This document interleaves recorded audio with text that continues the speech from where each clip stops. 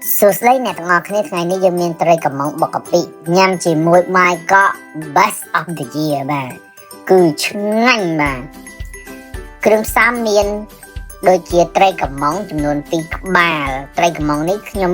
យក2ក្បាលអាធំណាតូចណានេះធំ2ក្បាលនេះតម្លៃ 16,000 បាទ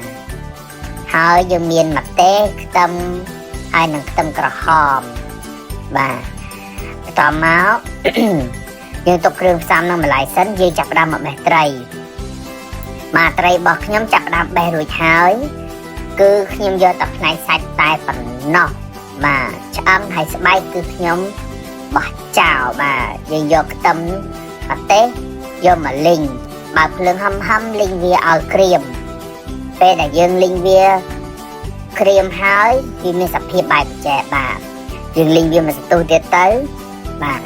ហើយយើងទុកចោលមួយឡែកសិនយើងមកអាំងកាពិបាទកាពិនេះគឺខ្ញុំបែបកូនកាត់ខ្ញុំដាក់លើភ្លើង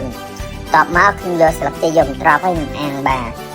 យើងចាប់ផ្ដើមបុកគ្រឿងដែលយើងលីងមិញហ្នឹងចូលគ្នាឲ្យម៉ត់បាទចាប់ផ្ដើមបុកឲ្យបាទបុកចុះបុកឡើងទៅបាទមានអារម្មណ៍ថាបុករៀងដូចខ្លាច់ខ្ទៀតណាបាទខ្ញុំជ្រុំវាតិចតតែពេលខ្ញុំជ្រុំហើយខ្ញុំមានអារម្មណ៍ថាអូបុកចឹងអត់កើតទេអញ្ចឹងយើងត្រូវ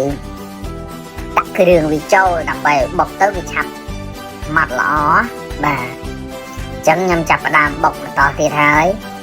បុកហើយវាម៉ត់ល្មមហើយខ្ញុំចាប់ផ្ដើមដាក់ស្ករបាទដាក់ស្ករតាមចំណង់ចំណូលចិត្តបន្ទាប់ពីដាក់ស្កររួចហើយខ្ញុំដាក់ប៊ីចេងបាទអត់ភ្លេចទេប៊ីចេងបាទលក្ខណៈថាត្រូវតែមានប៊ីចេងទើបមានរសជាតិឆ្ងាញ់បាទហើយខ្ញុំដាក់ម្សៅស៊ុបបន្តិចបាទ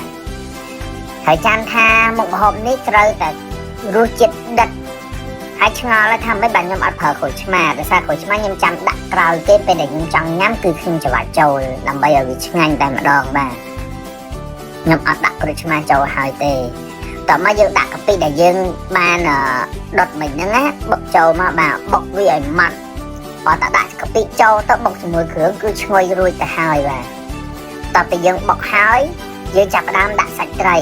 ដែលយើងបេះហ្នឹងណាបាទចំនួន2ក្បាលហ្នឹងគឺដាក់ចូលក្នុងក្បាលហ្នឹងទាំងអស់បាទតោះមកយើងធ្វើការបុកម្ដងទៀតញុំវារហូតទៅ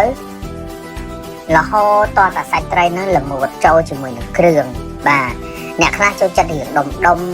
អ្នកខ្លះក៏ចូលចិត្តរៀងម៉ត់ចូលគ្នាចឹងតាមចំណង់ចំណូលចិត្តយើងញ៉ាំមិនក៏បានស្រេចចិត្តយើងឲ្យតែយើងគិតថាវាឆ្ងាញ់បាទសម្រាប់ខ្ញុំល្មមចឹងខ្ញុំចាប់ផ្ដើមបុកទៀតហើយបាទមើលបុកថាទៅមុខដូរដៃគ្នាបុកម្ដងបាទយើងញុំវាចឹងទៅខ្លាចវាទៀតយើងចាប់ដើមកោះវាមកបាទ